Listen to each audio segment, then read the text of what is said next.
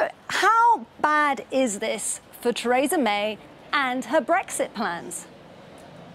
Good morning, Isabel. Well, Theresa May left here at Downing Street with her team and their Chequers plan already on life support. They thought that given the change in mood music through the past 2 weeks from Michel Barnier, that they would be going to a successful trip, that they'd have a new summit announced. But in effect, the EU has signed a do not resuscitate order on that plan. Now, earlier in the week, in a BBC documentary that took us behind the scenes of the preparations for Salzburg, the Prime Minister's chief advisor on Brexit, Ollie Robbins, was caught saying that the Chequers plan had been a game changer, that it was being widely regarded across Europe, and he prepared the Prime Minister for a successful trip.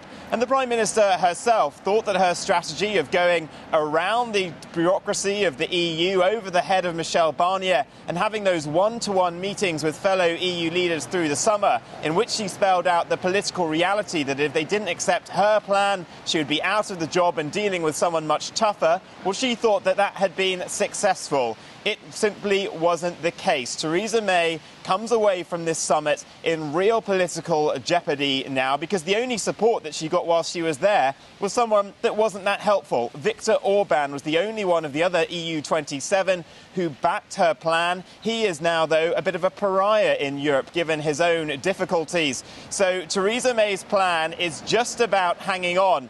But at the moment, it's about time to call the priest for the last rites on it.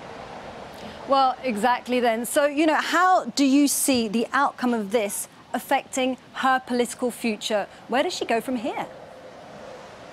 I feel like I've said this a lot over the past few weeks, but Theresa May's leadership is now in real jeopardy. If it wasn't for the fact that it was party conference season now and we were in a recess, which means that this can't be done, I think we'd be seeing serious moves now on her leadership. There would be letters going in of no confidence and possibly a leadership race. But as it stands, Theresa May now has 2 weeks to try to sort this out. She's got her own party conference coming up in which she'll need to make a big speech. And she thought she was going to go to that and say to her party, look, the EU have accepted my proposals. The hardcore Brexiteers, they don't have anything. This is the only one. And for the country, we need to vote this through. But her MPs, who are already feeling rebellious, will now probably vote this down, along with the votes of Labour, who are likely to vote against it. It can't now, it seems, get through Parliament. That is what David Davis, the former Brexit secretary, is saying. Chris Grayling, the Transport Minister, is saying, no, the EU needs to change its position on Northern Ireland. A deal can be done.